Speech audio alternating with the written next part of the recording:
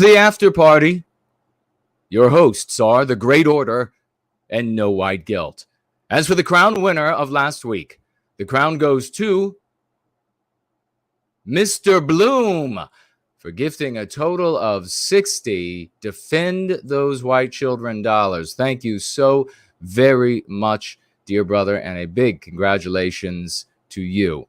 In second place was Peacecraft, financially gifting $20. Thank you so very much for those $20. Congratulations to you as well in service to White Wellbeing. Now, you can financially gift on Entropy at 15% cost to you once I have it up and running in just a moment.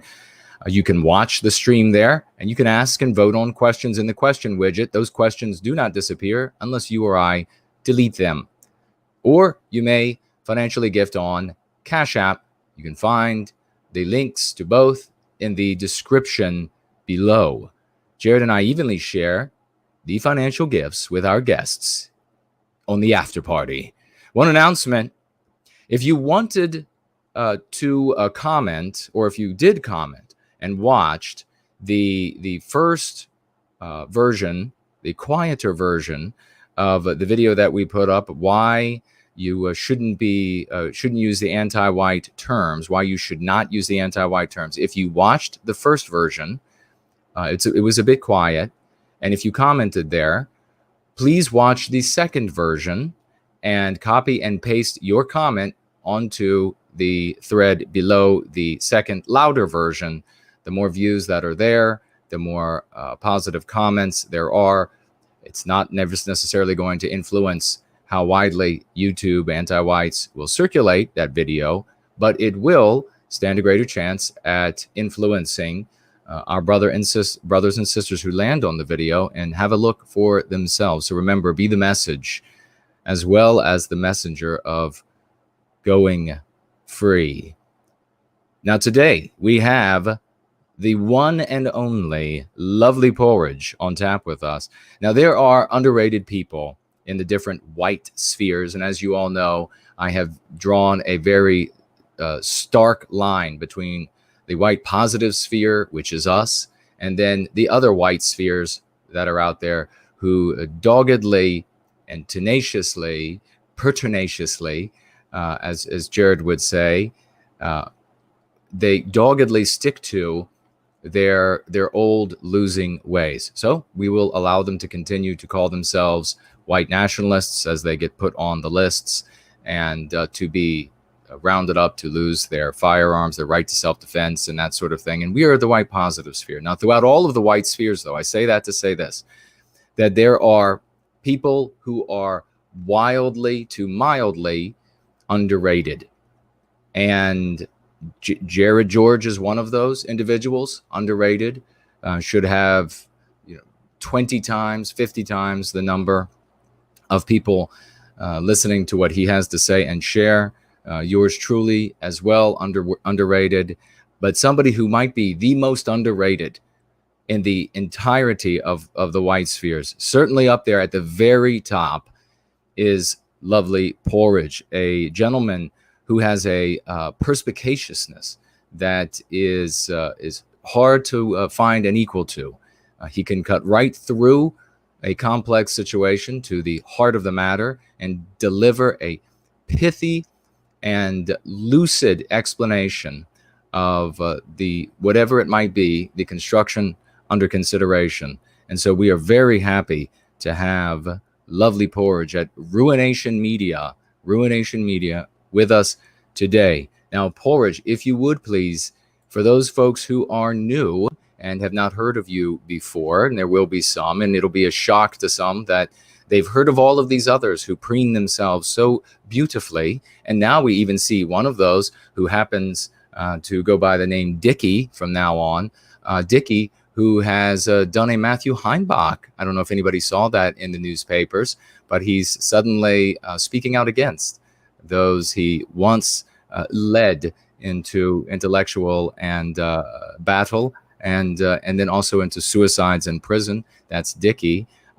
People like that get a lot of attention, but then you have individuals, real, loving, caring, actually intelligent individuals like lovely Porridge, who are wildly underrated. And so there will be people here, brother, who have no idea who you are, even though you've been around for years and been producing intellectual content, ideas with clarity, as I say, that would easily open their eyes rather than muddy them. So please let folks know where you can be found, exactly where you can be found, the different platforms, and we will, of course, be posting these, where you can be found, and what exactly you like to talk about, so that they can follow you, and maybe also mention one or two of your latest videos that you are really proud of, so folks can track those down as well.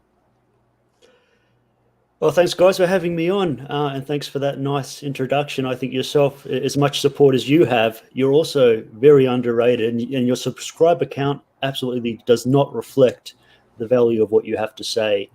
But I think a lot of your community, all the people here, probably know who I am. I'm Lovely Porridge, and my channel is Ruination Media. I've also got a second channel I'm just tinkering around with called Porridge Minute, just for 1 minute little thoughts and jokes and stuff. That's a bit of more of a community thing. And the subjects I like to speak about is, on my Ruination channel, is mostly about deconstructing all these anti-white narratives and how they all come down to one thing, and that is that they are anti-white. And so I will talk about multiculturalism and say, well, it's all just a facade to be anti-white. Diversity, and everything else they have and throw at us. My last two videos, well, my last video was basically throwing in your face what these anti-whites actually think of you. And if there's anyone out there who says, oh, what is anti-white? You know, I don't really think people are anti-white. Show them my last video called Normalized Anti-White Hatred.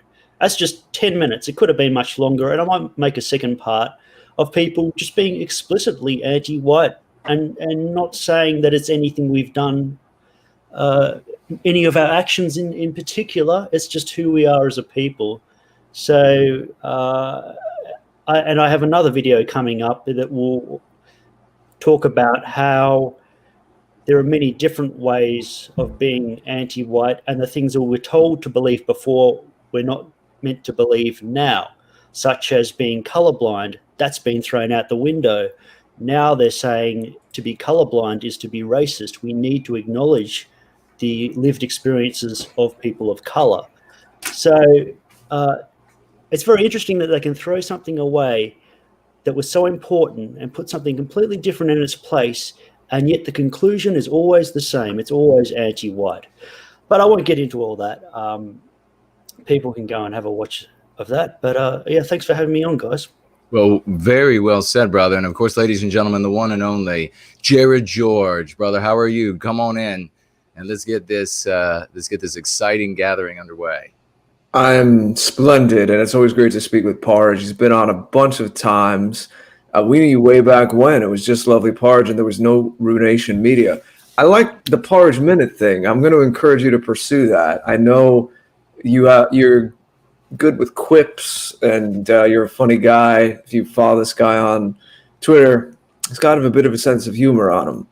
So I think the Porridge Minute thing would be well suited to your strengths, my friend. So count me in as encouraging that. I'd like to see you develop that. But I'm very happy that Porridge here and I have actually, we've worked together a bit in the video contest we put on last year, Last Message to the West. If any of you know about that, the website is still up, lastmessagetothewest.com. There were a lot of different entries, about 30 for that contest that Porridge and I ran, and they're all still there as an online museum of different content creators, known and unknown, who we put the question to them, the hypothetical, if you had one last chance to put out your message, but you knew it would be seen and heard around the world, what would you say? So that was the premise, and it went better than either of us could have expected. If you check out last November, search around our website, theafterparty.tv, there's some celebration streams about it. So if you want to get the history of it, it's there. Like I said, Porridge has been on a bunch of times, so go to that site, type in his name if you like what you hear today, especially if you're new to him and want to hear some other things. The last time he was on, it was in the summer. I think it was in July of 2020, about 6 months ago or so. And that one was a very focused tap because Porridge had done a video on anti-white education. And we took examples from Australia, the US, UK primarily, and really showed that even down to preschool, there are some horrifying things going on that Porridge really dug into and exposed. Today, we're going to be a little more freewheeling and just conversational. So, Porridge, what's it like down in Australia right now? Why don't we just start with that? We've heard some things that, depending on the, what do you call them down there? Provinces, states? Forgive my ignorance, but it's a little different. There's different states. Different governments are doing different things down there. But what's going on in general down in Oz? Well, I'm in Melbourne, and I'd just like to say it's nice to be on the other side of the world because they've finally let us out of lockdown to enjoy the summer. While I know over in the UK and the US, it looks like you guys are getting more of a taste of what we went through. So, but whatever you do, don't say that 2021 couldn't possibly be any worse than 2020. Because if you do say that, then it will be. So I'm just keeping my mouth shut. It's like letting a genie out of a bottle, right? Yeah. I'll just be watching the events unfold in the US and hopefully helping people understand what's happening and why it's happening. But over here, people are just trying to get back to normal and make up for lost time by doing a lot of traveling and leisure stuff. And you can't really blame them, can you? But yeah, being on the after party, that's a bloody good start to the year for me. And and I'll just address the elephant in the room, because a lot of people told me not to go on this stream. They said it would ruin my reputation because most of you guys might know now that last night Jason's BitChute was hacked and some leaked audio was uploaded of him singing some Jerry Reed. But don't worry, I told them Jason has done an enormous amount of good work for our people, and I'm not going to throw him under the bus just because of his singing. So that's my statement on that. Well, I'm joking. I appreciate that, brother. Thank you for overlooking my failings and still coming on with us despite These videos. It's there's controversy all around. We just can't get away from it. I'm a big fan of Jerry Reed, and if he were alive, I'm sure he would have loved to hear you singing. And it just reminds me, Jared and I were speaking privately earlier, and he might not want me to say this, but I'll just blurt it out. He's working on a new song, and he really wants you to sing the harmonies on it. So what? Jared wants the worst song. Can we get you committed right now to feature? Hey, man. I told you not to say anything about that. I told you not to say anything about that publicly, but I told people I want to keep them on their toes, and the first few songs, all of them were going to be different from the other ones, so that people wouldn't know. I'd kind of spread my wings. So yeah, maybe the cat's out of the bag. Gonna get Jason on the harmonies. See him in the background singing the oohs and the ahs. As long as I get a dress with a lot of sequins and bedazzlement, then I'll be fine with that. We can work on that. Hey, you know what? Maybe for the 3rd anniversary show, which will be in about a month, that'll be a special occasion for it. Yes. I want to join your band too. We could all be in a band. Yes. That's what we'll do. We'll start a band. We're going to be a boy band. I'll put down the guitar and we'll get back to the old NSYNC style boy band thing. I'm sure that'll go over great. Yeah. We're just giving people all kinds of fodder for gossip and nonsense. Maybe it's good we're smiling right now, because if we weren't, someone would clip this out. Key change. Oh yeah, you know it. So I'm getting bad feedback. I don't know. I muted for a second. I don't know if anyone else needs to mute. Still get it, but draconian measures. I heard that it was really draconian down there in Australia. What changed all of a sudden? It's not like you had a change of leadership for it. No, I think we had the strictest measures in the world. And at first, I was kind of enjoying being able to do a lot of the things I wanted to do. And I learned how to do home brewing. I learned how to do gardening. I did some painting and stuff. And eventually we got out of lockdown. And about a week later, straight back in. And that was when it really affected my mind. And I no longer wanted to exercise. I didn't see the point. That was a hard period because we were only allowed out for 1 hour a day for exercise in our local area. So what are you in for, man? Yeah, it was like house arrest. It was house arrest, and we could go to the shops. Allowed out for an hour a day for, oh my God, for exercise, yeah. And you get a cot at night and 3 hot meals. Yeah, but what changed was that when you lock everybody down and they can't go anywhere, surprise, surprise, nobody can get the flu. So eventually it just got down to 0 cases. And so they've now pretty much given us most our freedoms back, except interstate travel is a little bit hard. But people are going back to working and getting back to normal, which is good. We're relatively normal now. And we are still getting cases because whatever they do, they won't stop people traveling from other countries and interstate, and they hope they will just quarantine themselves voluntarily. But sometimes these people don't, and they start wandering around, and that's how it is. But very low cases now, which is good. When did this change? That all of a sudden you have more freedom of movement? Is this the same in every state? Because we've spoken to people, I think they're in other states than you. I'm not sure, and it sounded bad a few months ago. In terms of the lockdown, in terms of the overreach.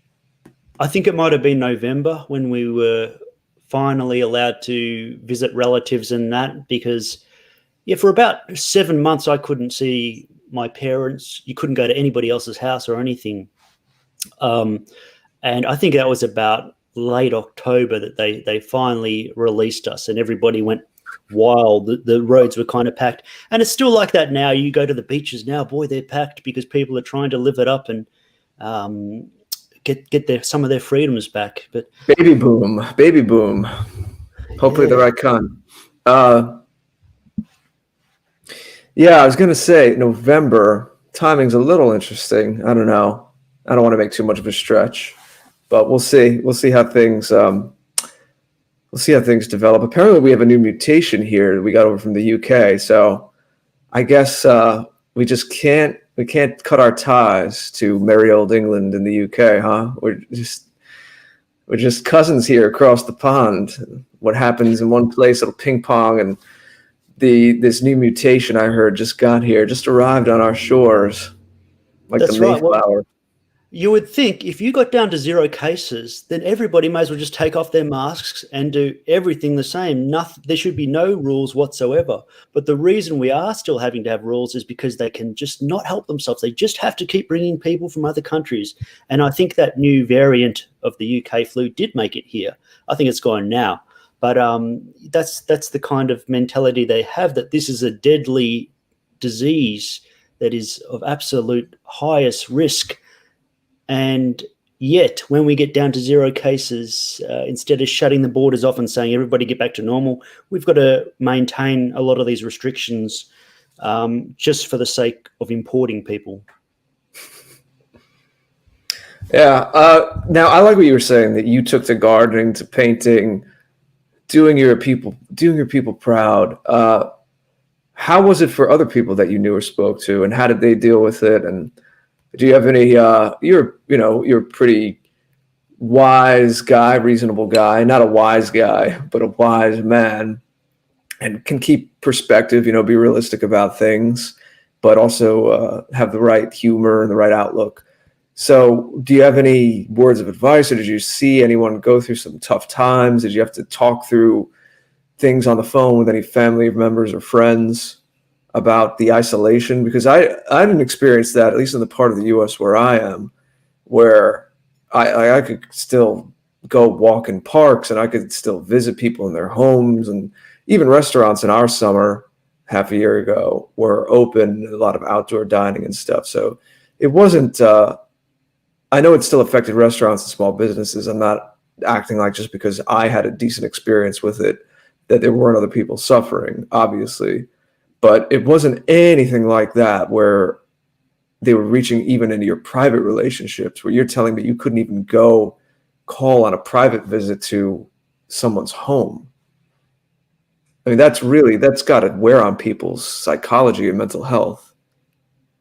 Yeah, a lot of people I spoke to by the end of it all were saying that, look, if this goes on much longer, I think we will just go back to normal and ignore the police and ignore the fines, because they said they just couldn't keep going on like that. And you know, most people will have a stiff upper lip about these things, and it wasn't that bad for me. I mean, some people were in very small houses with no backyards, with a bunch of kids who couldn't go out anywhere, couldn't go and play sports and that. And it's particularly hard for kids, I think, not to be able to see their friends and all that at such a young age, when 7 months can seem like years to them. Yeah. And yeah. I had to stop working at one stage, but when I was working under lockdown and the police were pulling me over and checking to make sure I had my papers and that, I was noticing there were some people going crazy. This big woman ran out onto the street and laid down in front of a tram, and all the traffic was stopped. And you'd see things like this happening, that people were locked up for so long they went crazy. And so I don't have much advice for what people should do, but just talk to each other. And, you know, if you do have problems, speak to some professionals, because I'm not a professional. I can't help you with that kind of stuff. Yeah, I mean, definitely your model of just doing things, like learning new things and engaging that way, is you're embodying something there that's important, and that has been going on in general in what we're doing. I mean, I think this would have happened anyway, but Jason and I have seen a lot of activity from people that we know that we're associated with to different degrees, and all kinds of projects going on over the last year. And it's actually very heartening to see. And we repeat it a lot, and some people have heard it a bunch, but there's always new people, or, you know, it takes a few times to really sometimes have the listener connect the dots. And I should say, to cut through all the bad news, because you're inundated with bad news. Even if you don't tune into mainstream media, most of us are pretty active on social media, and people are sharing and resharing all of this bad news. And people need to know, I know there's different things going on to kind of collate this and aggregate it and give you more lists and links. But there are a lot of things going on that we've talked about on other streams. There's a lot of projects going on, businesses and books and creative projects. So in your own life too, even if you're not doing some kind of project, or you're not a public persona or going to contribute that way, just doing something to better yourself. When you look at how people lived, you hear about these little bits of biography from centuries past, before they had television and radio and all that, to say nothing of the internet. You look at these people who were like, they were doctors, but then they also, in their spare time, like wrote novels or researched this or that. It's incredible. You know, when you look at the way that some of the things people did and how they were polymaths, and what's in us, what's in our people, what's in our heritage, it's humbling, and it definitely puts it on you or like, what are you doing? What are you doing with your time, man?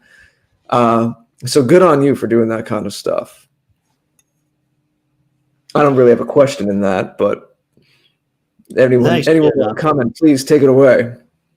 Yeah, I don't want to get back in that mindset of being in lockdown again. It's kind of uncomfortable to talk about. And sometimes when I go for my little walks now, it brings me back to being in lockdown, because I had walked the same paths over and over because there was nothing else to do, really. So at first everybody was doing projects and being productive, but it gets to the point where even though you have a lot of spare time, your mind is not functioning as well. And sometimes it is better to have a job and work full time. That can make you more productive on projects on the side than having no job all the time in the world. That can affect you negatively in that it makes you productive in nothing at all. At least that's what I found. Yeah, you always want to find somebody, and this is just general, this is sage wisdom that Porridge is giving you folks. The busy person is going to be the one that is going to be more likely to get the job done, not the person who says, yeah, I got tons of time, nothing going on. They've got tons of time, nothing going on, because they don't want to be doing anything. So there, of course, you can have somebody who is just too busy, and then they try to put more things on their plate. But generally speaking, if you're looking for a business partner and you're looking for a life partner, you look at somebody who stays busy and but is not surfeited with things to do, then that's going to be the more productive person to be with. And yeah, it's everything that's going on right now. We have so many stressful things, and that's why maybe one of the things you can do if you're stressed out, you have lockdowns going on in your country, around the world, wherever that might be. And in the United States, of course, with all of these different states, although I think we might end up with our new President Mortis, who is coming in to office. We might get some sort of more of like empire-ish orders from on high that apply to all states, so that we all have to obey the exact same lockdown rules. But some of us are under more stressful rules, some of them lightening up, as Porridge is talking about there.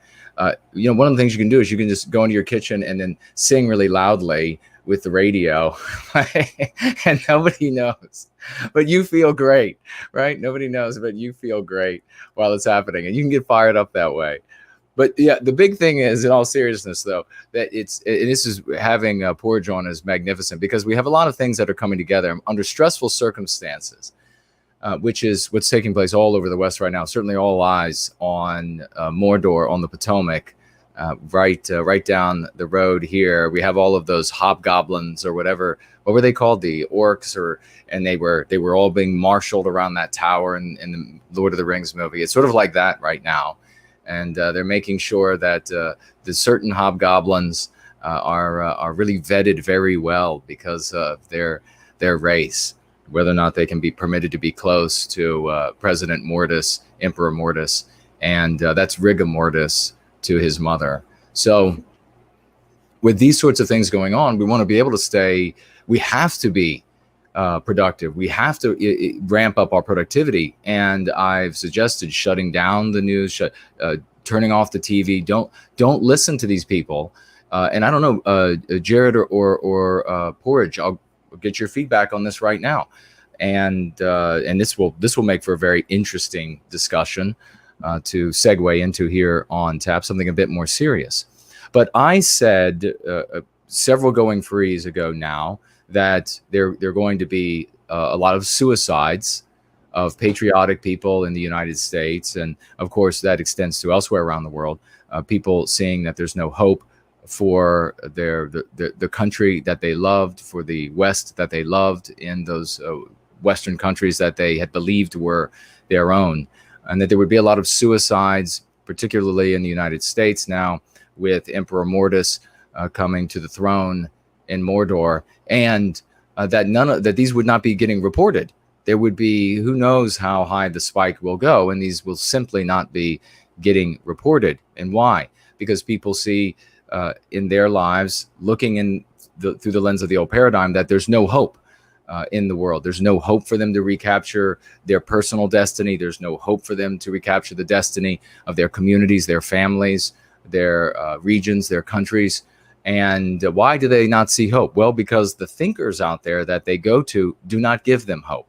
They look out into a world and they're told by their content and organizational leaders that by these doom documenters and these doom dissectors, entertainers, and Porridge has spoken brilliantly about this. In fact, I'll be quoting him again on the next Going Free episode because of the kind of comments that he leaves in the thread. the threads under some of these videos. And you have these folks who we know, if you sit down and you're just honest with yourself, that if you are pursuing a what we refer to as doom documenting, just talking about how bad everything is in the world, two people who are fantastic at that are, of course, Nick Fuentes and then Alex the Fat Jones.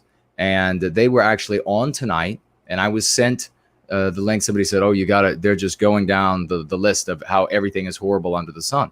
And I clicked it on. Both of them fabulously recalling, without flaw, all of the horror over the past 4 years, and speculating about all of the horror to come, dissecting that horror a little bit. And that was, too, in part, the question that they posed to themselves: what can we do about this? And so we see that, in fact, one of these suicides did end up getting reported. One of these suicides, we can say for yourself that, and we're being honest, that if you are partaking of nothing but this dour, this darkness, this misery, with no hope of changing anything, certainly in the world, but even in your own lives, that people are going to choose to white flight out of existence.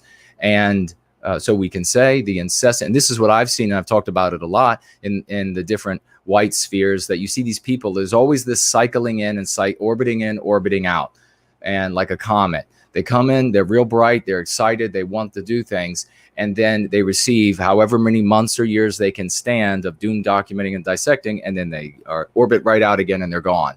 Well, that's because there's nothing productive that can be done. And the things that are being argued to be done have already been defeated by the anti-whites. So what did we end up having happen? I don't know if either or two of you know. There was a young man, 35, I think, years old, and he was an audience member, a huge fan of Nick Fuentes, and a huge fan of Vidar and Peter over there, who has studiously ignored me and all the success we've been having, and a number of others out there, Patrick Casey as well. And this gentleman would not only had the misery of his world, Western world that he loved all around him, but he also had a disease that was caused pain that would come and go, a neurological pain, and that would come and go, that was undoubtedly radically exacerbated by the stress of constantly hearing about how everything is going to hell and there's no remedy for it. There's no way. The question put before him incessantly was, you've got to take back the government, you've got to take back the media, you've got to take back the banks, and there simply is no answer for that. And so he was submerged in endless darkness and stress, which undoubtedly exacerbated this young man's this beautiful life that he should have had, submerged him in this darkness. And then he decided that, with his disease obviously getting worse from the stress, to write a suicide note, in which, by the way, some Fuentes fans are saying, well, it was the disease that drove him to suicide. Well, he didn't write lengthily about the disease in the suicide note. He wrote about Western civilization dying and how that was breaking his heart and he couldn't tolerate it. That's what if you're looking for the reason, he told you. So what did he do then when he decided to exit this world, to white flight? And we mourn the loss. I still don't have the name of this Frenchman, computer programmer, a 35-year-old or so, and mourning the loss undoubtedly of his lovely France, what it once was, and of the rest of the West, coming to love the rest of the West as well. And what did he end up doing? He indicted everybody who had sent him down that path by giving them massive sums of money. Those were the people he followed.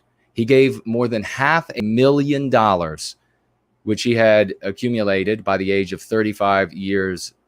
And how far would he have gone had he had lessened the load of stress, had he been able to handle this this issue that he was having, this neurological issue. And I speak from experience when I talk about neurological issues.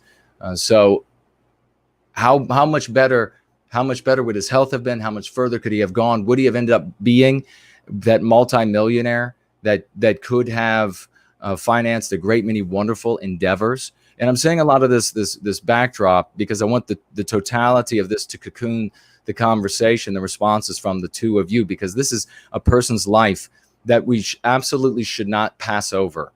He takes more than $500,000 and he gives out sums of money, and the totals for the sums underneath of Nick are not perfectly known as far as I know at this point, but roughly there were some estimates around like $40,000 to Patrick Casey, 40,000. Now, if I'm wrong on this, then I'm open to being corrected, because the people that I got the information from, and this was in ABC News, and this was at several mainstream news sources that this happened, like 40,000 or so to Peter Bremelo at VDare, 40,000 over to what is this guy? His name will come back to me in a moment. There was a French nationalist guy, Vincent something or other, and $250,000 to Nick Fuentes. By far away the largest sum that he gave out. So, of course, we want Nick to do good things for Western kind. We want him to continue to bring the message to the world about all the different things that anti-whites are doing to us. We want, and we expect, since he is a very intelligent guy, an industrious guy, creative guy, that he's going to use this $250,000 to maximum effect in the kind of work that he does for Westmen all around the world by reporting on the news and everything that's going bad. But you cannot escape the reality of this, that this Frenchman unintentionally put his fingers on the people that were sinking him in the misery and the hopelessness, the abject hopelessness that led him, played some role, bigger or small, that's up for argument, that's debatable, bigger or smaller, that led him down that path to the ultimate white flight. And I posed the question on the Going Free, both of you, I'd like you to know, I posed the question, what if he had found Going Free as one of these sources of information? What if, instead of VDare studiously ignoring the successes we have in Going Free and changing people's lives, what if they had decided to do an article, instead of just always telling people how horrible it is that immigration is terrible in the United States, and here's some more horrible stats, and here's the other horrible person behind that person, and then here's where the money comes from, and it's all horrible, it's all loss, it's all going down the toilet. If they had done, amidst all of that, an article that said, hey, there's this practice called Going Free. There are 7 people who have said in live chats, and who knows how many others, who not only didn't commit suicide, but they were going to commit suicide and they decided not to because they started Going Free. 7 that were brave enough to admit that they were weak enough to make the decision to commit suicide. That takes a lot of bravery. So not once, though, have these people said anything about the successes. So it really begs the question about, you can almost say in sort of a, I don't know, sort of in a colloquial or maybe like a almost lowbrow way, that if you're selling misery, well, it looks like the money's really good, because if you can get your audience to kill themselves and then leave you everything, well, then you're going to be set for life. But we do the opposite in service to white well-being. We love every single life, every single person is celebrated and cherished here in Going Free. So we are not indicting, and I'm not indicting on behalf of Jared or Porridge or for those in the practicing Going Free. These individuals, for a larger or smaller role in the suicide committed by this Frenchman, you can decide for yourself what kind of role that that they played and to what degree. I mean, the guy did dole out kind of like, here was the most money, here was the next little realm, and then there was like a handful of others, I'm told, that received like a couple hundred or a couple thousand. Those were Ethan Ralph was one of the other ones that just came back to mind. Yeah, I know. Look at Jared's face. Yeah, that was one of the people that he watched, and that person potentially was estimated around like $30,000-$40,000 from this poor soul that I know both Jared and Porridge they're both the kind of men that have empathy, and they're going to be able to feel the moments of darkness, of loneliness, of no escape that this poor gentleman in France felt, that ended up leading him to this horrible thing. So the really, as I say, cocooning the totality of the subject of this life, which is so important, because how many have committed suicide listening to content producers, not necessarily these, probably not these, but listening to content producers that give impossible goals, that give impossible objectives that simply can never be achieved, and who do nothing but articulate and describe a opposition that is omnipotent and virtually omniscient as well. How many of those people end up, we know that masses end up just leaving and never coming back to service, to their concern for our people in any way, shape, or form. How many of them, especially now as things get worse, especially now, as the two of you probably don't know, we have a bill moving that the United States Congress is not even allowing the population to see, just the title is all they're allowing people to see, that is going to remove, allow them, legalize in many ways, the government's right at the federal level to take your right to self-defense away in the United States.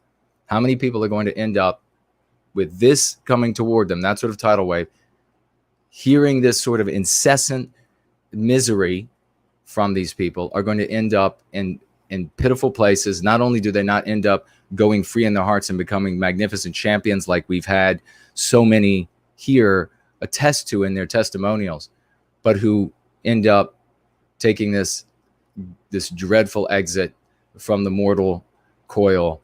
And so I'll pass it over to the both of you just to get your thoughts. Just speak openly on this and go anywhere you want with it. I think it's going to be profitable for everybody who hears this live and in replay to see men who are mature and who have concern, a fellow, a brother, a fellow Westman. We have concern for him. We never met him, and we're on different continents, and we love him, and it is a great loss to us and our people that he ended up going this route. So I toss it over to the two of you. Yeah, I have a lot of sympathy for his family, and I think we should keep him in our thoughts and not forget who this guy was and how other people could end up exactly like him unless something changes in our spheres.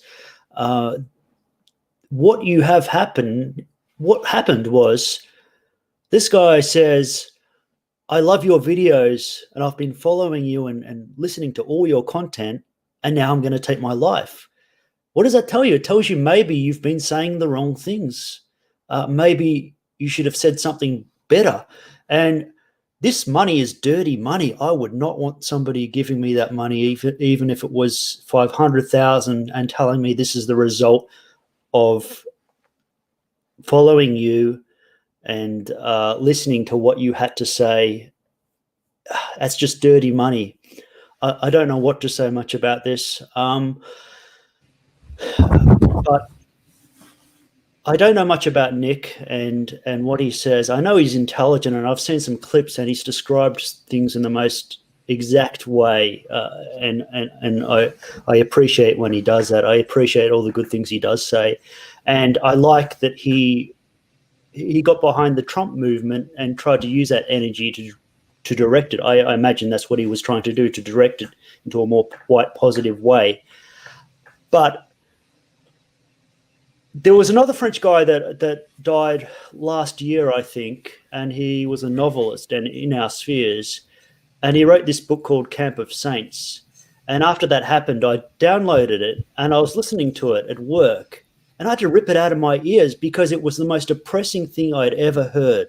He was talking about how France would be engulfed by mass immigration and what that world would be like and how terrible things would be. And I just thought, oh man, if I keep listening to this, I could end up like this young man who took his life. If I dived into that constantly and listened to all these blackpilling podcasts, I don't know how I could function like that. It is so important for us to be happy, because if you're not going to be productive in our spheres. And I found, for instance, if I've got a big day of work ahead of me, I can be tired before I've even started because I'm dreading what it's going to be like. And after I've done that day of work, I wake up the next morning in pain. Oh, I don't want to get out of bed.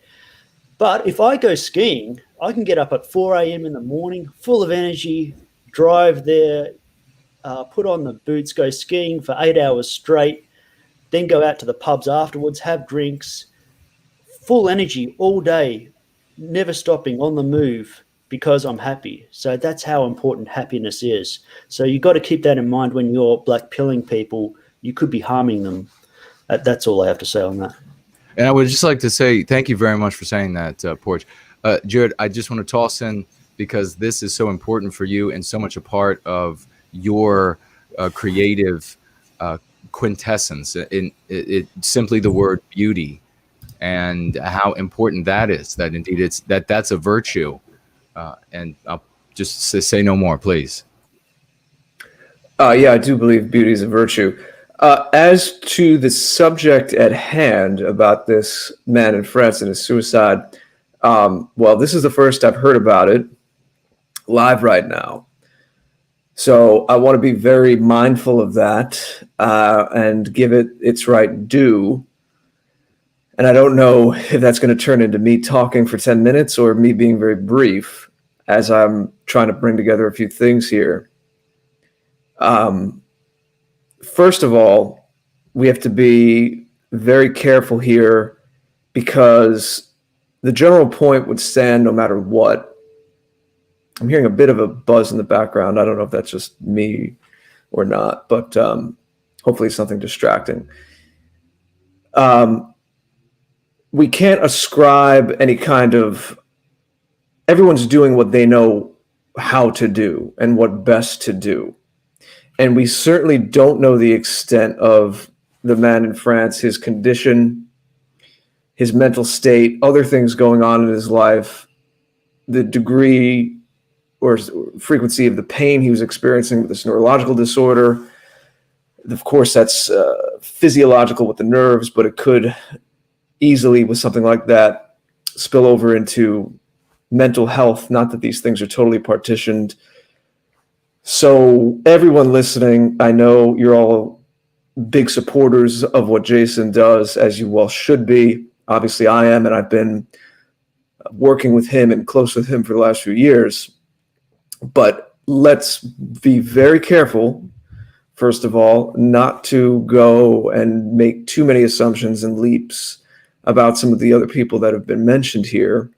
Especially if you find yourself in conversation with people who like their work, or find yourself in chat rooms associated with those people. So that's one thing that comes to mind, is there are bad actors in this thing for sure, but some of the people mentioned, at least we have to go on the assumption that they're doing what they can in the best way that they know how. And some people are outfitted to report on news, and the news is crazy right now. As an artist, Jason mentioned I'm a creative person. So as an artist, this is a tricky thing too. I know that getting up and doing news analysis or cultural society analysis is not quite the same thing as art, as creative art. But there's still a certain sympathy I have where, if someone listened to a song of mine and then interpreted it their own way and then took some kind of rash action in their life, I wouldn't want to be implicated in that. So I do have to think about that as well and try to put myself in the shoes of these other content creators. So All that just to say, be very mindful.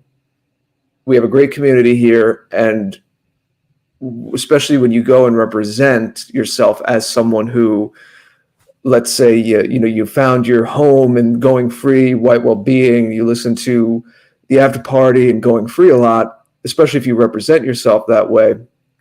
I know Jason would agree with me. We're all speaking for ourselves here, but I know at least he'd agree with me in saying that we always and only encourage you to nobly represent yourself, your heritage, and I guess secondarily, by way of that, if you're mentioning that you like what we do, that it would reflect on us as well. So please do be mindful of the fact that some of the people mentioned, some of the content creators mentioned, that this guy mentioned in his suicide note, they're like all of us, they're doing what they know how to do, the best they know how to do it in the here and now. So maybe the useful thing to do would be to use the occasion, if you find yourself in a conversation with someone who's a fan of one of these personalities, to, again, in a noble kind of a way, in a balanced kind of a way, just posit these questions that are implicated by this, about what this is really going to do in the long run. And yes, not to be Pollyannish about things and not to be fake about what's going on. But if that's the only thing going on, the only drum that you're beating, is how useful is that, and how viable is that, and how much is that helping, and is there another way? And it does beg the question. Jason is right. Again, no need to speak inside baseball too much, but I'm sure people have been reached out to and people have been exposed to what's going on, and there's hard evidence. And we're about to do, I try to do one every 2 months for a mailing, a newsletter mailing, an email from the After Party TV, the website that Jason and I share that catalogs the shows. And I said to Jason, he's going to be sending me some testimonials, because I wanted to make spoiler alert, but the next email is probably just going to be a collection of these testimonials, because they're so powerful. And it really is affecting people's lives. You know that I speak often about what we have the agency to change. And it starts with us. It doesn't mean that it doesn't ripple out, and that ripple effect and people working in groups can't have wider cultural effects. We're taking a multi-pronged approach, and sometimes it's very intuitive and it happens through personal relationships and communities and artworks, and sometimes it's more like the show I had on the other show I do, Learning in Public, with John Bruce Leonard. We had Semyagog on Friday, and it's really more of a deep dive into language manipulation and how the other side manipulated our perceptions and the tools that we have. And now we're taking that back, because some people, and everyone has, again, they have their own perspectives, but they may ask, what is it that you're really doing? What is it? And I don't want to sound like I'm advertising my own thing, or what Jason does, doth you protest too much? But at the same time, you have to believe in what you do to some degree, and you have to be your own fan before anyone else is, right? So when someone says, I'm getting tired of this, I'm getting tired of when people say, you just get up on YouTube and talk, and it's, what is it really doing? And obviously, when sometimes people are trolls, so you have to take things on the chin. But if someone's asking in good faith, let's assume someone's asking in good faith, we have those testimonials that I mentioned. And we also have, we're trying to now dig under the hood. And the show I mentioned with Semyagog is the work that he's doing. It really is, he can speak for himself. I'm not trying to put words in his mouth, but even on that show, he did take a few moments to explain how what Jason's doing, what it is and how it works, and kind of get under the tip of the iceberg a little bit more, because all these people get on these big brain streams and they talk for 2 hours about Foucault and postmodernism and this 1960s and the takeover of the institutions and all of this. And you wonder why, how is it that you get from healthy, intact families a few decades ago to people who literally hate themselves and hate the skin that they're born into? How do you get there? Well, a shot wasn't fired. It was done through the perceptions of what is put around the cages that are put around people's minds and the language that they're allowed to use and the language that they're not allowed to use. And so we get under the hood more of what it relates to what Jason's doing. These are just different examples I'm throwing out as I speak, off the cuff. But I'm trying to show you that there are these different prongs. So sometimes it's very interpersonal and intuitive, and it's just the emotional support of people being together like this virtual community. Sometimes it's a little more nuts and bolts, so we can get a little more academic and philosophical about it, take back that language game and give people meaning back in their lives and a direction and a purpose and a frame back in their lives. So as human beings, we have these different parts of ourselves, the emotions and our intellect and our physicality, and we try to address things on those different levels at different times. So that, that's a hard thing to say in like one snappy sentence versus, oh, look, the government is taking it all away from us and we have no hope. We're working on it. Jason's great with the lexicon and getting certain concepts that are difficult wrapped up into one potent, precise word like an arrow. And we're doing work so that there can be more of that. So there can be more precise language and more quick, punchy ways to get through to the average person and have them understand what's going on. So it's a work in progress, is all that's to say. It's a work in progress. But hopefully I'm somewhat showing you that there's a lot of work being done on a lot of different levels to demonstrate that something is going on here and that there's something of value, that it's affecting people's lives, and it is an answer to what can we do, because that's what this all funnels down to right now, especially in the light of this story with this man's suicide, because he took his own life because he felt it's hopeless. There's nothing to live for. The pain of ending his own life is better. That's the choice that he made, was better than the prospect of living in this world as it is, because he only saw a certain amount of possibilities. You can only have certain images and certain language that gives you certain possibilities. Nothing in life is guaranteed. All of our ancestors had to fight and strive for whatever the struggles were and the challenges were in their day, in their age, in their generations. All the accomplishments and the renaissances and the beauty that we can point to in the past, that was intended and that was fought for. That wasn't handed to anyone. And so that is what is called to us now. And that's the message I explicitly and implicitly try to imbue in what I do. And again, we're all speaking for ourselves, but I think it's safe to say that both of the gentlemen who share the screen with me right now feel the same way, and that most of you listening would do the same. So we know that we stand on firm ground. And to bring it back to the issue at hand, we know that we stand on firm ground, but we can't give that away by getting angry with people and getting rash. And so again, I'll return to where I began, is if you find yourself engaged with people who do represent to some degree or followers to some degree of the people who were mentioned in this man's suicide note, be a good ambassador.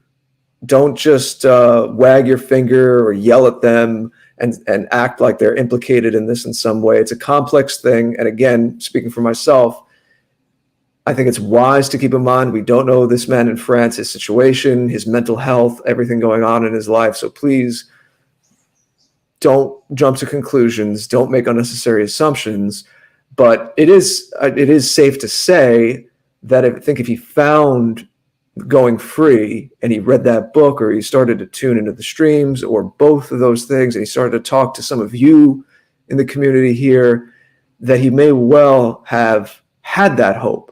He may well have had that vision of what he could live for and what could start to turn his life around and what could address that poignant pain he was obviously feeling to do that extreme act. So that's about as much as I can think to say now. I hope that was helpful. I hope that was coherent to some degree. But it's a difficult thing. And again, this is the first I was hearing of it. So I don't want to jump to any conclusions, and I don't want to speak out of turn on what is this is a very sensitive topic. Also, for any content creators out there, we are taking this as it is, but this is a time when there's a lot of crazy stuff going on. There's always a lot of deception. So please do be mindful when you do, or perhaps you might get a large sum of money, especially if it's from another person that does not live in your country. Make sure you're not being implicated in something there. Make sure you're not being set up for something. Obviously, we have to speak to this situation as if it's presented to us in the way it looks on the surface.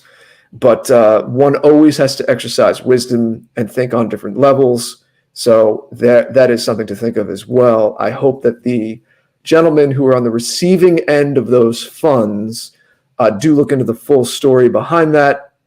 They exercise their own wisdom, their own caution, and make the right decisions accordingly. Very well said, brother. And I absolutely beautiful, nuanced take on this tragedy and representing a great many tragedies that are undoubtedly taking place, and we are never learning of them. I have his name. Porridge and some others provided it as well, and I'm not sure how to pronounce it. Leroux Bechery, something like that. I probably slaughtered anybody who speaks French who knows how to pronounce it. Maybe you can help me out, but we want to remember him. And it might be, I don't know French too. It might be Laurent Bachelier, something like that. Well, we get as close as we can, folks. I'm not French speakers, but it really demonstrates the wild, the roaring 20s that we're in, this decade that we said would have these wild vicissitudes. We've seen that already in the first year and month of this decade, and you've seen it just in a microcosmic way in this episode of TAP, where it was most lighthearted, and we were joking around at the beginning. And then we stumbled into, quite naturally, the subject of surviving, trying to thrive, and in this environment, and these vicissitudes, and then where you could end up, where those pitfalls could be, and how you could end up in a place like this. So I think quickly I'll say, and then I want to, and everyone, we're getting closer to tapping out. So if you have financial gifts and you want to get those in, if you have questions or statements, you can tag me and Jared in the live chat. You can put it into the question widget. And again, you can financially gift on Entropy and on a Cash App. And we deeply appreciate all of those financial gifts in service to White Wellbeing. I want to say, before I ask the final, what I think are the two questions that have to be asked, and then as best as we can sort of answer them in a sort of compact way so that we can get to whatever questions we might have or financial gifts before we tap out tonight. And that is that I know it's going to be the same, and Jared said as much, and Porridge said as much, I've never condemned anybody's reporting on news or deep philosophical dives. We've had these conversations on tap over the years. It's an extremely valuable service to tell people what Peter has been doing for many years, to tell people about what's happening with immigration law and how those laws are being either undermined or circumvented or what have you. There is value in talking about, as Nick and Jones were doing just a couple hours ago, to talk about here were all of these points of us being shafted, to the American expression, of things going bad for us. It's important these things serve a purpose. The issue that I have, and I'll speak just for myself, and so plaudits and appreciation to the people who do those, especially those who can do it in such a way that they can reach massive audiences, so that they can tell the world, as it were, relative to anything I'm able to do, tell the world, as it were, all of the things that the anti-whites, or many of the things, or a laser beamed but deep dive on the things that anti-whites are doing to Western kind in our countries. All valuable stuff, without question. Speaking completely for myself now, my issue has been more than 2 decades of endeavoring to actually do something productive for the lives of our individual members of this global Western family, so that we can reclaim that destiny that all of these other talented and brilliant people have so beautifully documented and dissected, how we have lost it all. And so I've always been a pragmatic individual. I've always wanted to tackle the challenge and improve people's lives. And I've made it very clear that at 11 years of age, I dedicated my life to freeing Western kind of anti-whiteism, so that that great spirit that is in us, that is being suffocated by anti-whiteism, so that that could be released. And I've proven over the years, and those who have taken up going free as well, have proven that you can take this curative contagion, a psychological defense for the psychological warfare waged against us. The individual life can be improved. The familial life, all of that can be improved. People can actually change minds and be moral in their work environments, in their home environments. All of this is beyond some of the most exquisite beauty that you could imagine, if you're caring for our people, to have these people's lives turn around and become something much better, not just everything else. And so doing this, and especially now over the past several years, being on all of the different social media sites, and no escaping all of this success. There's all of these people know. I've been copied in on emails to these people, to folks they talk to, not just somebody who somehow got their email. They know the success we're having here, and there is an intentional blackout. And you can theorize for yourself why that might be. Why say nothing about all the good that we're doing when, in all seriousness, this Leroux, what if he had just heard Nick say one time about the success that we are having in going free? What if he had heard it one time and decided to come over?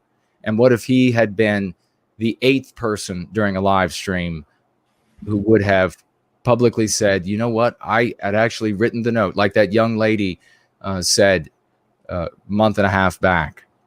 Said she had written the note, and had a month and a half, it's been more than that now, written the note, had the date that she was going to do it, and then somebody going free gave her the book and completely turned her around, even repairing her relationship with her father.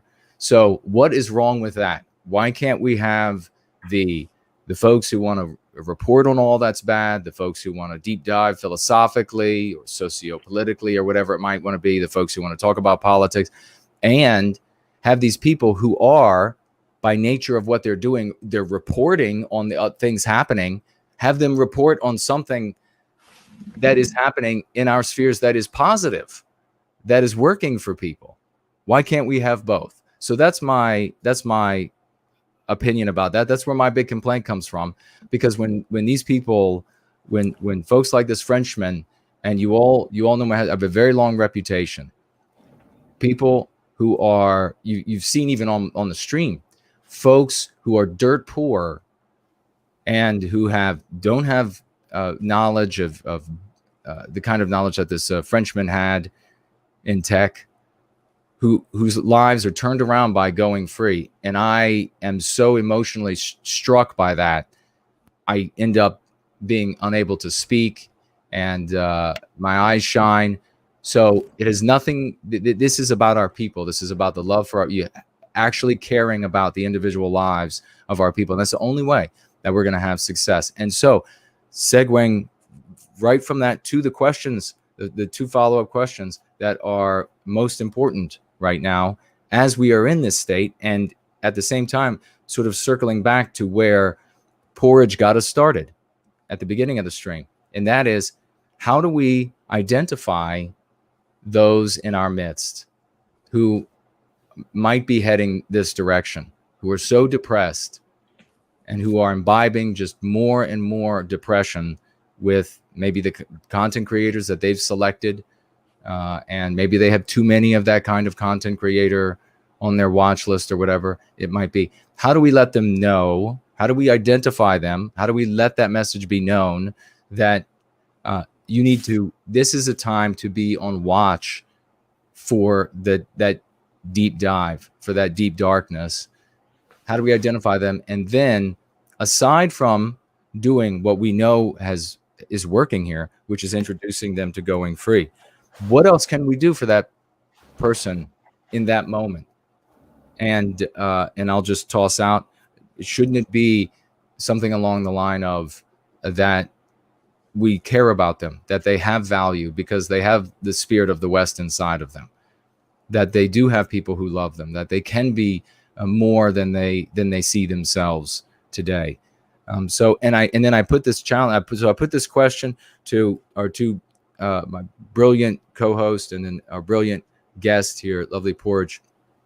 And at the same time, I want to put the challenge to the totality of the community to keep our eyes out for each other, because this is a very challenging time emotionally for people. Think back to an hour ago, Porridge was talking about being locked in a room and being exhausted, even though you've had a full night's rest and a full belly and feeling miserable and not wanting to do anything. These are challenging times for every single one of us. And so I put the challenge to all of us to keep our eyes open for people who might be going one of these very dark directions. And so the two questions, just summarize, how do we identify people or put the message out so that folks know, hey, if you're feeling this way, speak up, let us know. And then, aside from introducing them to going free or encouraging them to engage more in the practice of going free, what else can we do for them in brief to help get them headed back away from this dark place to someplace much brighter? I pass it over. Well, do you want me to go first, Jared? We always like our guests to go first, if you'd like. Sure. Yeah, well, I think this all comes back to creating communities, doesn't it? Because how can we know when somebody is struggling if they're not part of our community? How could we identify them? And I wonder if Laurent was part of a community, or was he just passively listening to all this bad news, sitting there listening to it without corresponding with any other people? And, I hear a lot of people say that we don't have time to create a community, to stuff around. I mean, it's kind of like the house is on fire, our civilization is on fire, and a lot of guys just want to shout it from the rooftops, shout out all these facts. It's frustrating, I know, but you have to understand where the minds of white people are and how they've been poisoned against their own interests. But I think the reality is our spheres cannot even exist unless they operate as communities. If it's not a community, what is it? It's just like some kind of internet forum thread about civilization, and people talk about a topic until they're bored of talking about it and the thread dies. Or maybe you can invite some people to come and chat in that thread, and they'll simply say, no, I'm not really interested in that subject, thanks. So if you think of terms of a church, if they're going to introduce somebody into their church, they're not going to start barking scriptures at them. Leviticus 5 verse 7 says this and that. No, they're going to ask them to come to the church barbecue or something, get to meet the community, and the hope is that person will see that these people, they must have the right idea, that they seem to have it together. And so now they're going to ask, what is it you guys actually believe? Because whatever it is, it seems like it's working for you. And I think when people are looking into Jason's community that he's created of going free, they should be able to say that these people, they're not perfect, and a lot of them had bad problems, but something's working for them. So I want to find out more about what it is Jason is teaching. And I should say the reason why churches need to do this is because Christianity is lost. It's no longer, we're not living in Christian nations anymore. And so when they look out into the world, they don't see their morality reflected. So they have to form their own communities where they can take part in life. They can play sport, they can play music, but they do these things in a way that reflects their own morality. And that is exactly what we need to be doing. We need to take part in life. We need to do things, but we do them in the way that reflects our morality. Because when we look out into the world, we see that it's hostile to us. It's anti-white. So we want to create communities that will be noticeably different. You won't get any of that anti-white crap you see in the world.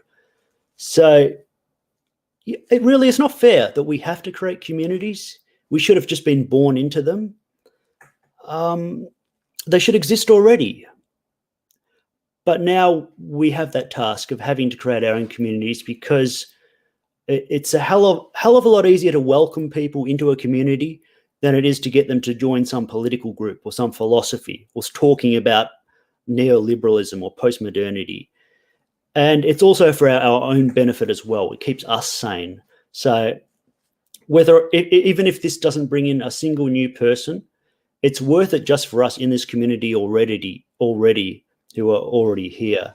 And I don't think there's much debate on this. I think most people realize this now, that we can't exist unless we're a community and not be some ideas floating around in space. We're actual human beings who do stuff. We grow vegetables, we sing songs, we play sports, and we have a community. And I'm glad to see that's happening, and people in our spheres are working towards expanding that. I'll leave it to you, Jared. So Jason asked about identifying people who are going down a bad path, a path of self-destruction, and losing that hope that I spoke to before, a vision, any reason to, in their eyes, to see go on living. So first of all, of course, I'm not expert in this, not a mental health expert. So we are just people doing our best from a place of empathy to kind of workshop ideas in real time. And of course, anyone in the chat, trying to keep an eye on the chat, and please share your thoughts. I would say if someone's been involved in any capacity and then pulls back, obviously sometimes there's a natural ebb and flow to just how involved someone can be and what else is going on in their life. But if there's a stark difference in someone's enthusiasm and activity of showing up and wanting to learn and participate, or maybe share their talents and they're involved in projects, and then maybe they all of a sudden are really MIA, I would imagine that could be a warning sign. So you don't want to hound someone, but it's pretty good to check in on people. You know, sometimes I just send a hello to people that I know are the types that maybe could just use hearing from someone from time to time. So that's one idea that comes to mind right off of the bat. Certainly any kind of language that is indicating the direction that I, again, spoke to, where there's really a sense where there's just no direction. There's a difference between looking out at things soberly and seeing that there are some challenging situations, to say the least, to deal with. And sometimes feeling a little down about that. You know, everyone has days when they feel a little stronger and they could deal with that and frame it a little better. And some days when it gets a little overwhelming.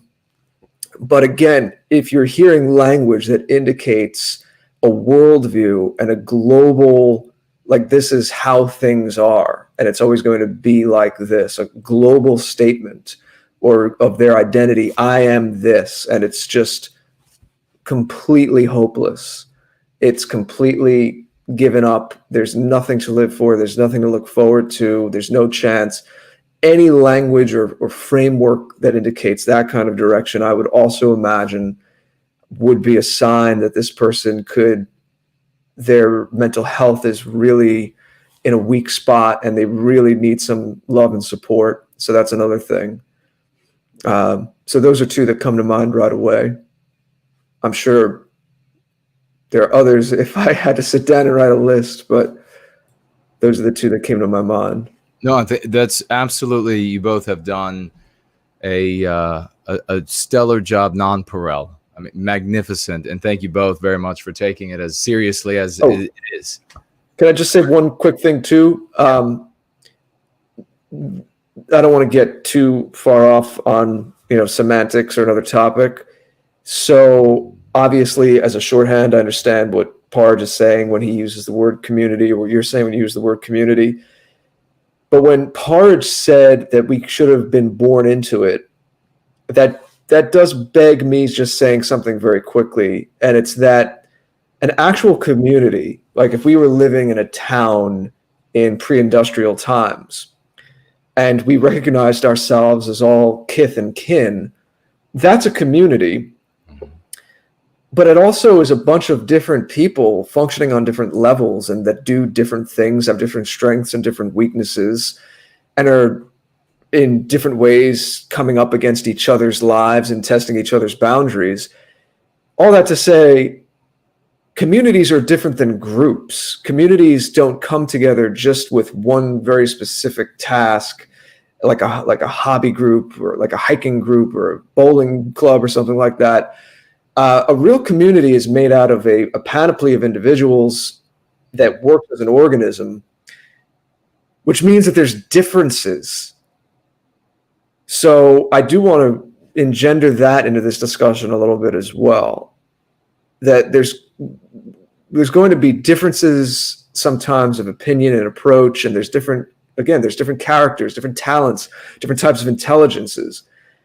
So another telltale sign would be we all have our different strengths and weaknesses around this, but to some degree, we all need to have the maturity to be able to deal with other people, even in this, that are a little different than us.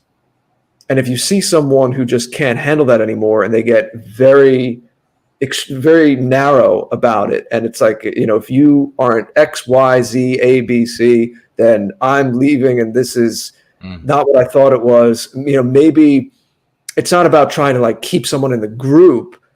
It's about the fact that maybe this person, their sense of their bearings are getting lost and their sense of reality is getting a little lost, because no matter where they go in life, even if it's not about me, you don't have to like me, you don't have to show up to my live streams or something like that. But what I'm saying is, if someone has that as a universal frame, again, as a global frame, then maybe that's another sign that their mental health or their spirit is wavering, that they're weak, that they're kind of retreating into this cocoon of this childlike state where they can't deal with any challenge, anyone being different, any difference of opinion. So that might be another sign as well. So I just thought of that as well. And I think that it's worth saying and worth remembering that to be robust and to get a lot out of this is we have to remember that we still have our differences here. We're all different people, and we have to be realistic and mature about that. And again, when I was speaking at length earlier, when Jason first posed the question about the man's suicide, I don't want to get into a whole advertisement here. There's been other streams where we've kind of run down more what's going on. And again, maybe we need to have like a one pager that shows you more things going on. Not everything is something like for public consumption. There are people forming groups. Maybe it's not appropriate, but someone in the chat was asking, look, the personal development thing is real nice, but it doesn't sound like enough. It doesn't sound like enough. And I can understand that if that's what you think this is, but I can assure you that creative projects are being done, advocacy work is being done, resources are being put together by 2 or 3 people coming together and spontaneously volunteering to work on projects, whether it be sharing information, whether it be coming up, workshopping new ways to get this to more people, whether it be just kind of the stuff of life, as I was saying, any kind of creative group or hobby or things like that. And you might say, well, what is that in the face of what we're looking at? Well, institutions are made of individuals. And as we keep saying tonight, the theme around all of this, and that this theme of the suicide is brought up, is that individuals, if they don't have a vision and they don't have a certain degree of energy and self-esteem, then they're not going to come together to form institutions, to push back on the ways that we've been brainwashed, to create our own new institutions and make new art or come up with new philosophies or new groups that can maneuver and start to do some kind of advocacy or start to get lawyers together so that we actually have some legal representation, or to get some kind of structure together so that if someone's doxxed, their life doesn't spin out of control. I can assure you all of those things are being done. And a lot of energy is emanating from people in these groups that are associated with what we're doing. And again, I don't like to sound like I'm advertising this, but sometimes you do need to, especially if someone's going to put the question to you. And it is a fair question, because the person in the chat was making it sound like they weren't trolling me or anything, but it seemed like when I was speaking, this person was saying, it sounds like a bunch of self-help. And that can seem very impotent in the face of what we're looking at here in terms of the knife's edge that Western civilization stands on as we sit here and have this conversation. But institutions are made of individuals, and individuals must have a certain degree of direction and something to live for, and health and energy to be active and come together and form those institutions. You can't have the institution without the individuals who have been awakened and who have been buoyed up into a decent threshold of energy, self-reliance, self-esteem, and things like that. So that's my parting words for that. Precisely. And speaking just very briefly to that, as we're tapping out here in just a moment, I'm going to look at your comments, folks, and any financial gifts that have come in. The individuals are improving physically, mentally, spiritually, because the lexicon and dialectics cure them of what anti-whiteism has done to them. If it's done for the individual, then what will it do? All of these things for the individual, then what does it do for the community? What does it do for the family? What does it then do for the organization or the government, etc., that Jared was talking about here? So the idea that, well, first of all, where everybody is coming from, here's the reality of the white spheres. It's all been a loss. You've lost everywhere. We've lost every single place. The anti-whites have defeated us everywhere. So to show up at a place where their success is finally being seen, to show up at a place and say, that's not enough, you just go to hell. I have had 2 decades of people wanting to advance these other loser ideas that have all been beaten, these other loser approaches that have all been beaten, and saying, well, it's not enough. Well, let me tell you what, like I said before, the going free is the psychological defense for the psychological warfare waged against us. It is just like anti-venom injected into an envenomated victim. It is nothing more than a drop when it first enters the system, but it's a foregone conclusion for the venom. The victim will recover because the anti-venom is crafted to defeat the venom. If that is too hard for you to comprehend, then you have just IQ tested yourself on the low end out of this environment. Go somewhere else where you can vex people that are around the same IQ level. This is not the place for you.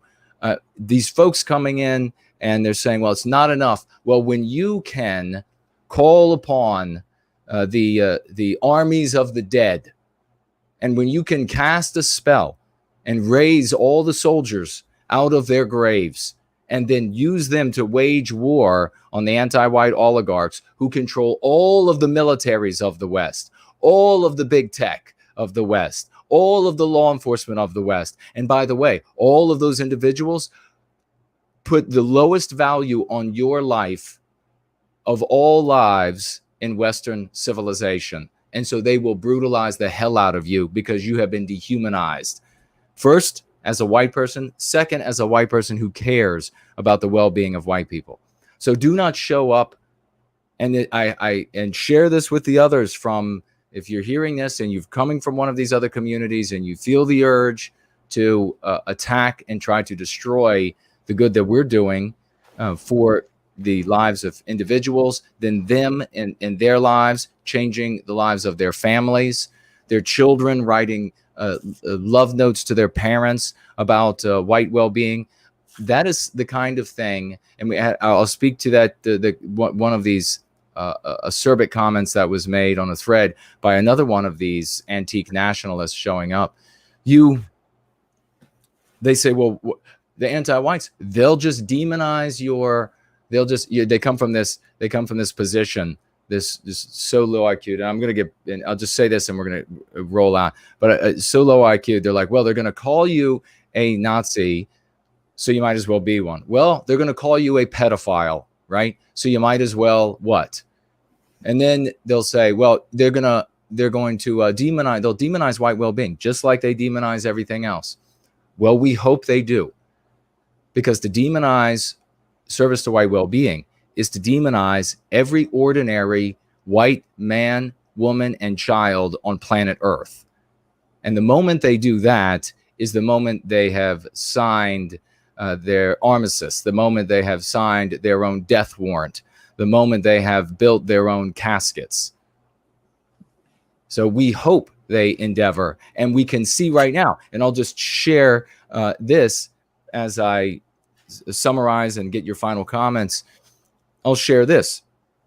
More leaflets and signs have gone up with no white guilt on them and go free and these sort of, and the news agencies have demonstrated, they come in again and they have demonstrated yet again, they do not know how to handle. They are totally inept outside of their story.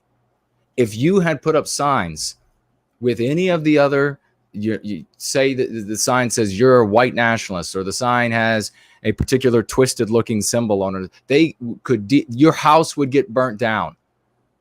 Instead, they had their academics, the reporters had to go to numerous academics, anti-white academics, to try to find answers for how can we demonize this no white guilt. And they actually had to try to say that, well, it must be some sort of attempt to take over and of course I'm saying this backwards, the MLB movement. So it must be some sort of, they have no response to this.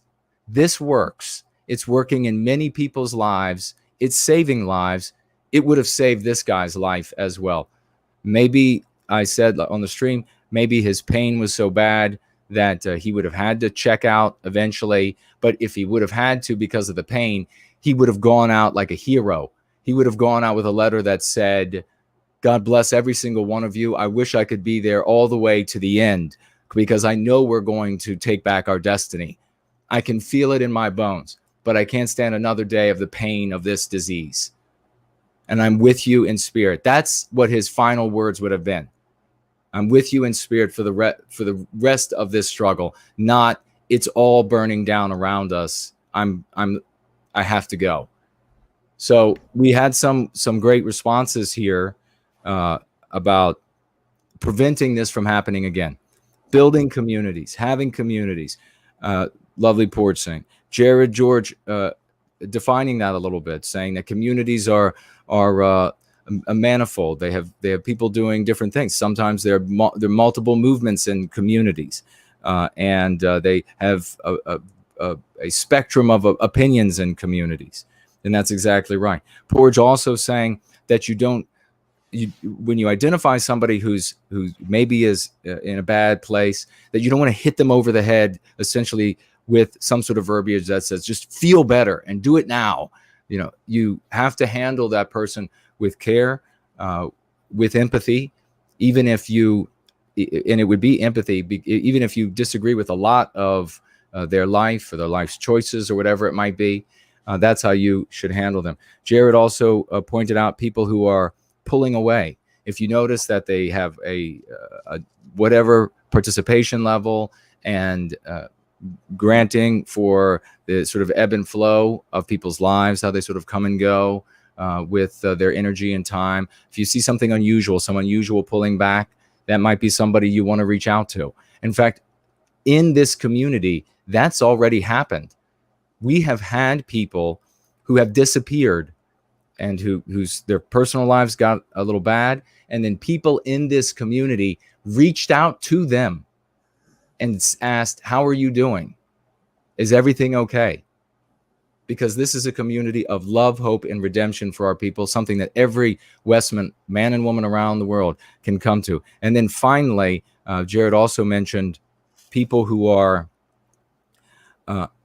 focused on these dark things, focused on these bad places. They're getting too much of this sort of information that is making life worse and worse for them, and their perception, increasingly dark and miserable. So these are what the signs that we've come up with.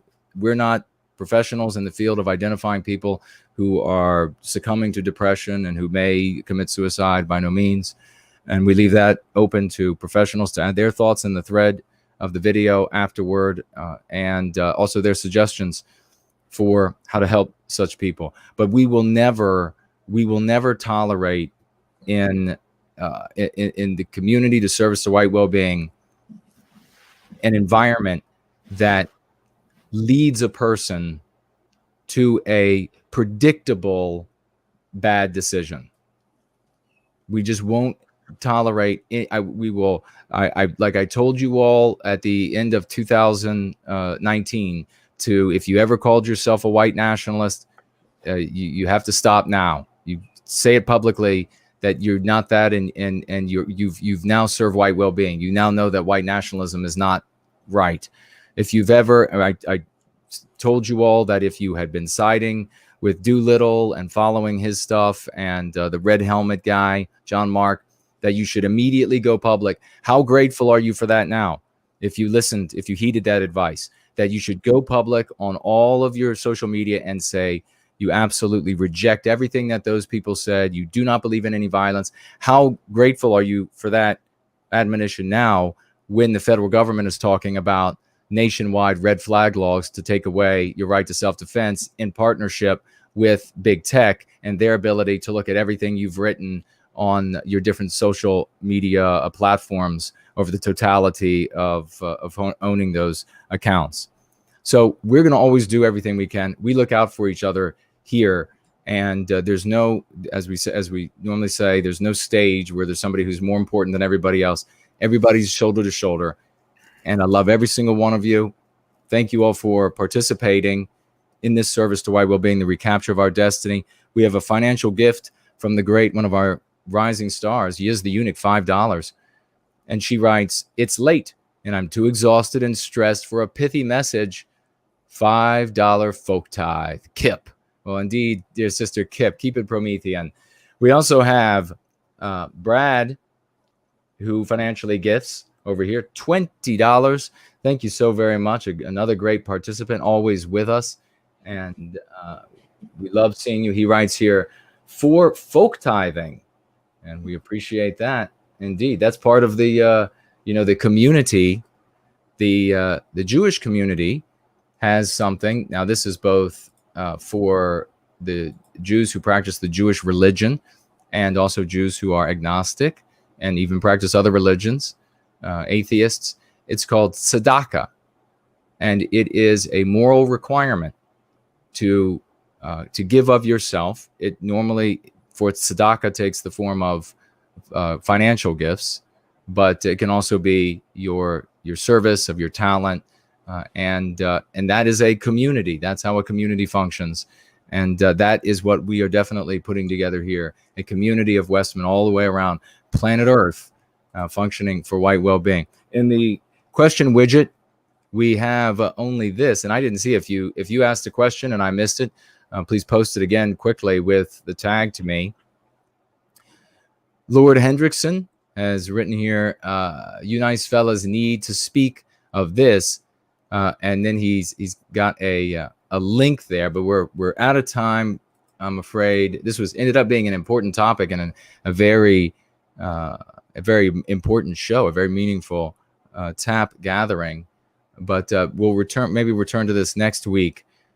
It's about Democrats pledging to fight the Trump rule ensuring banks won't refuse service to conservatives. So yet again, very challenging times, and we're going to need each other to prop each other up as we move through this, not just the documenting of how bad it is. Lord Henderson also supplied the Frenchman's name. Thank you so much. And he was known, and so did Althea as well. So we thank you both. Also known as Pancake in Groyper circles. So if you remembered somebody by the name of Pancake in the Groyper circles, that was this young man. Mestizo is with us tonight with 3 comments, doing a magnificent job with his memes, and gets me laughing every time. I don't think I wish I had the one up with cross eyes. I don't think I have it loaded. I can't show you all, but it's I'll have to have it loaded up for the next tab. Mestizo writes, "Hello, Tap and Ruination Media. Tonight is the 4-year anniversary of the Deplora Ball. On that same night, a drunk Alex Jones was walking down the street of Washington, D.C. Tomorrow is also the anniversary of Dickhard getting hurt." Ouch. I think that was a punch to a cheap shot to the temple, to the side of the head. And then finally, he writes, "I was introduced to Nick's content back when Alsip was still on YouTube, especially after the skeptic drama of 2017. Yeah, we demolished the skeptic community with reality. So thank you very much for all of that. Brothers, Jared and Porridge, if you want to give your final thoughts, let everybody know where they can find you.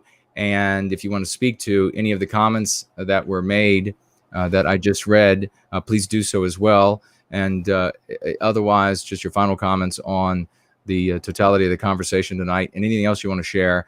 And we will begin, of course, with the scintillating mind of the one and only lovely Porridge. Thanks.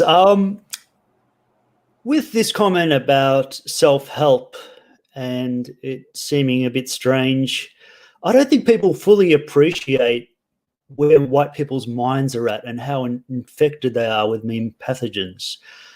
And I was listening to Maddie's stream the other night, and his guest said something that really struck me. He said that these people, these Christian missionaries, will go into places in the Middle East where you'll basically get killed for preaching, and yet they still do that. And some of them will get killed. But if they return and an anti-white says to them, "I don't like this scripture," they will say, "Oh, I don't really believe that." Or they'll work their way around it. They'll back down. Even these people who are prepared to die for what they believe will change. That's how much power the anti-whites have over them. And they see Christianity as a relic of white civilization. That's why they hate it. And it's not only that, it's myself as well, that sometimes I read a terrible news story, and the way for me to fully sympathize and the way for me to feel the anger I should feel, sometimes I have to change the races and imagine that a young Muslim woman was walking when a gang of Nordic tall men came out and King hit her and she hit the ground completely unconscious. I have to think of that before I think of the actual story in order to perceive that the right way, the way I should feel that. And that's a problem because that's been ingrained in me.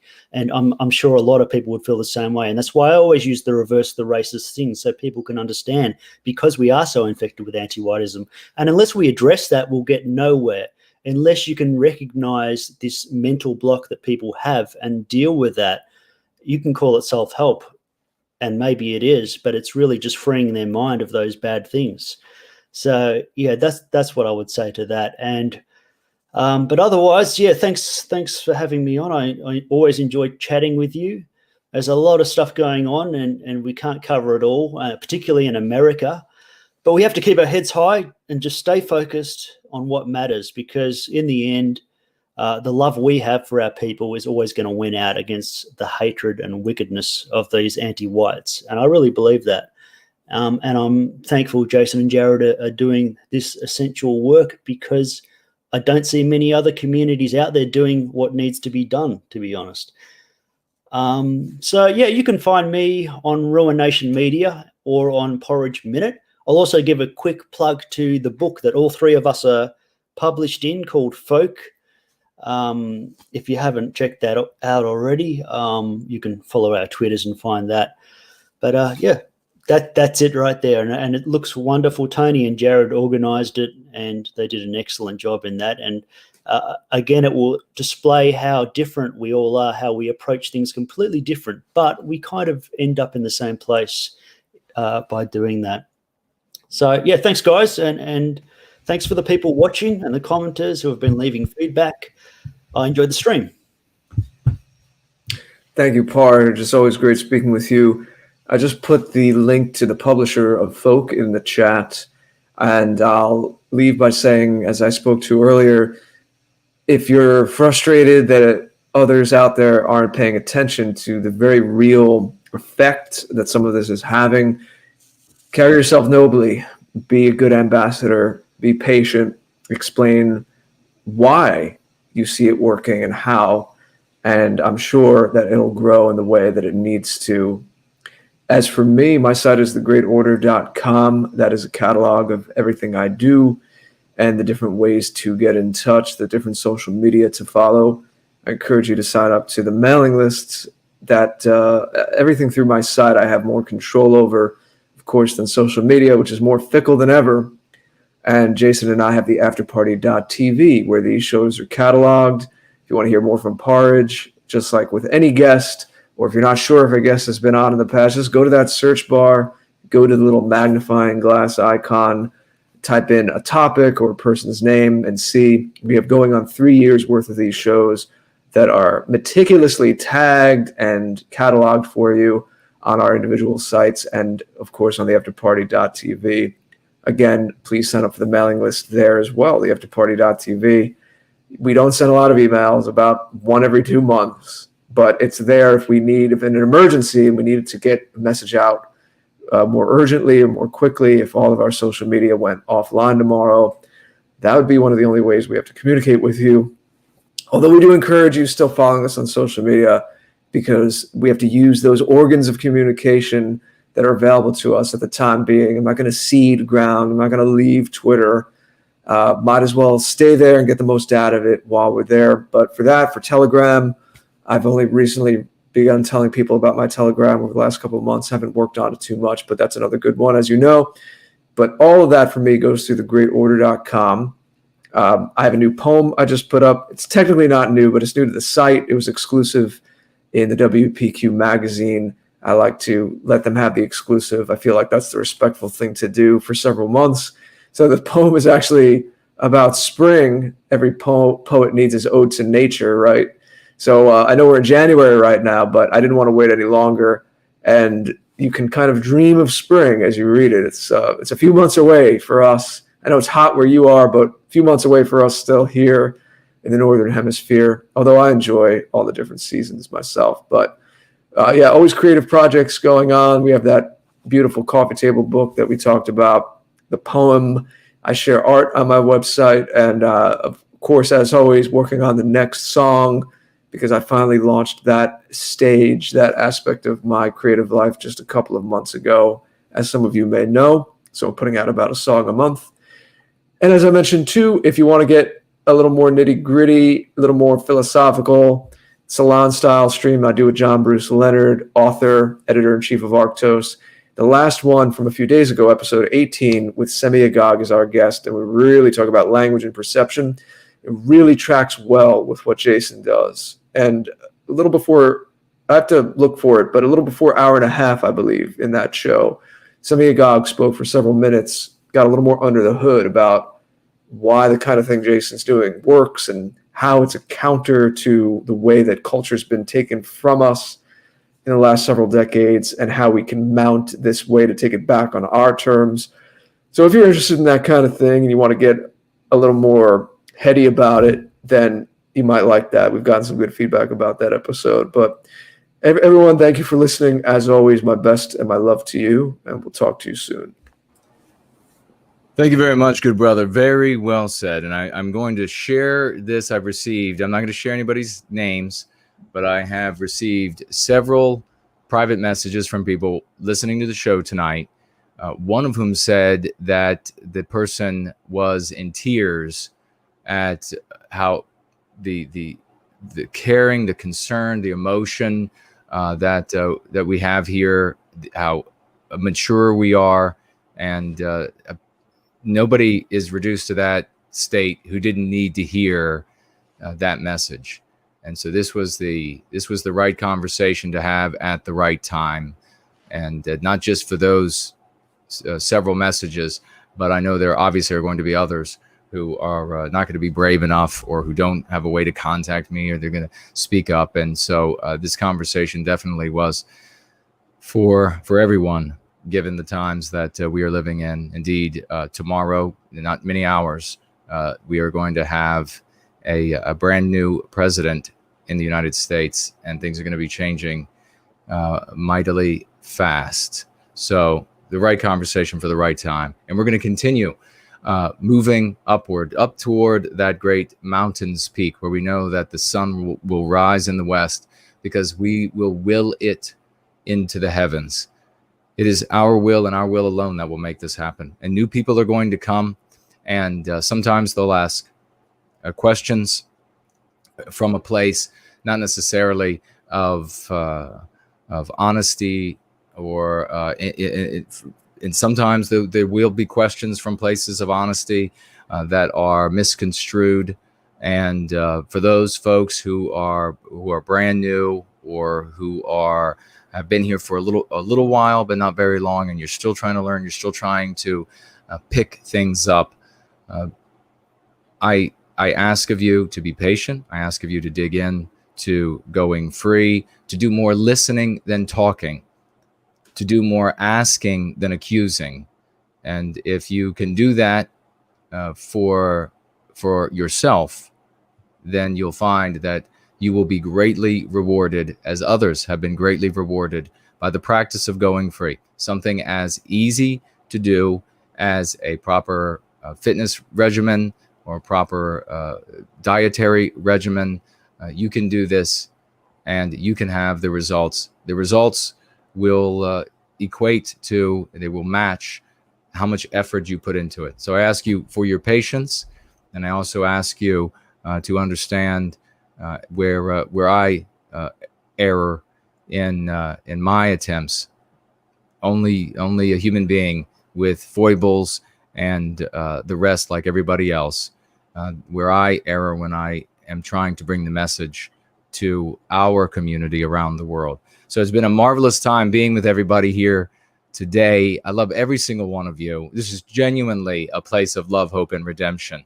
And it is all about the only time we ever look down at any of our brothers or sisters is because we're helping them up off the ground.